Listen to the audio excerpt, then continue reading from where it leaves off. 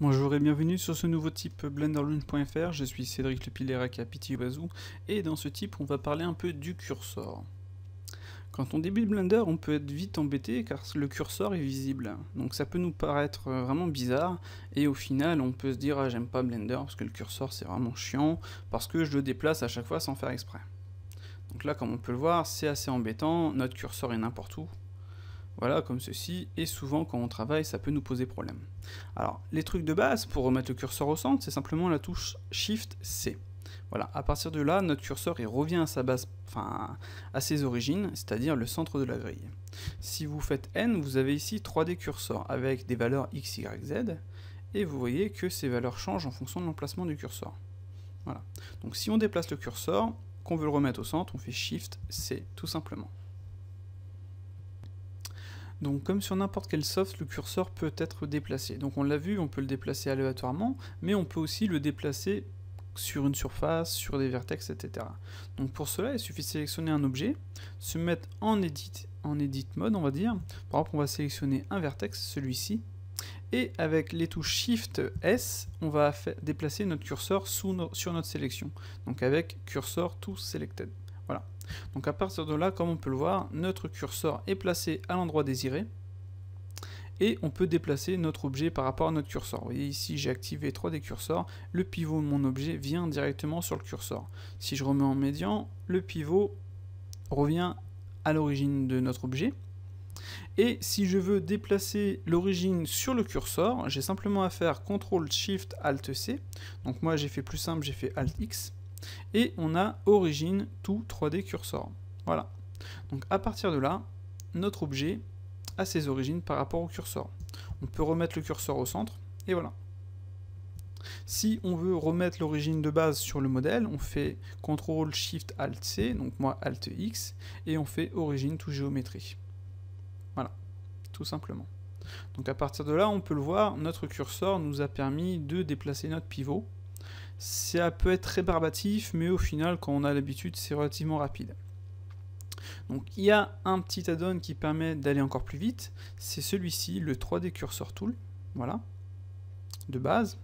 Et ce 3D Cursor Tool, si on reste appuyé sur la touche clic droit, vous voyez en bas on a médian global face, ça veut dire que si on appuie sur CTRL une fois, il va venir snapper sur l'élément sélectionné. Donc là en l'occurrence ce sont les faces. Voilà.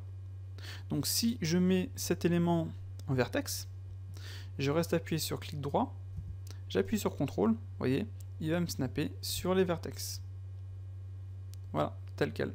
Et après je fais clac, origine, tout cursor, comme ceci. Voilà. On peut remettre le curseur en centre ensuite. Voilà. Donc à partir de là, avec ce petit add-on, on peut vraiment gagner du temps. Et on peut créer en fait des emplacements et les enregistrer, etc. Donc c'est plutôt pratique. Au niveau du curseur en lui-même, un truc qui est plutôt sympathique, c'est que qu'importe où soit le curseur, quand on va créer un nouvel objet, genre on va créer un autre cube, il va nous déplacer cet objet en fait par rapport à notre curseur. Donc toute création d'objet se fait par rapport au curseur. Donc de base, sur n'importe quel soft, la création d'objets se fera au centre de la grille, ce qui est plutôt sympa, mais quand on a un truc vraiment spécifique, genre un objet qui est ici, on veut que notre curseur soit placé au centre, donc on va se mettre en mode face, on va faire Shift S, cursor to selected, voilà. On veut que notre nouvel objet vienne se placer directement là où est notre curseur. Ensuite, on a juste à créer notre objet directement UV Sphere par rapport à ce curseur. Donc vous voyez, c'est vraiment super pratique. Donc là, on peut faire la même chose, Shift S, cursor to selected, et là, je refais une autre sphère par exemple. Petit scale, voilà. Pareil ici, on va sélectionner celui-ci, Shift S, cursor to selected, on va créer un cylindre. Donc on va faire un RY90 par exemple, ou plutôt un RZ90, et on fait ça, voilà. Si on veut ensuite que notre curseur soit sur cette face-ci, tout simplement cursor to selected, et là on va créer, je sais pas, un torus, vous voyez, comme ceci. Donc on voit directement l'avantage du curseur et ce qui pourrait nous apporter en modélisation. C'est vraiment vraiment très pratique. Et au final, comme on a pu le voir, ça se fait en 2 secondes quoi. Clac, Shift S, cursor to selected, voilà, paf. Et là, je peux mettre un cône par exemple. RX90. Voilà. Vous voyez, c'est plutôt sympa. Donc le curseur nous permet aussi de faire en fait des déplacements par rapport à son emplacement.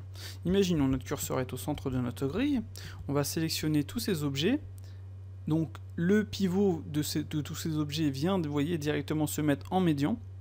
Ici, vous voyez, j'ai médian, et si je mets 3D curseur ici, si je fais un petit rotation en Z, maintenant ça va se déplacer par rapport à ce curseur, comme ceci.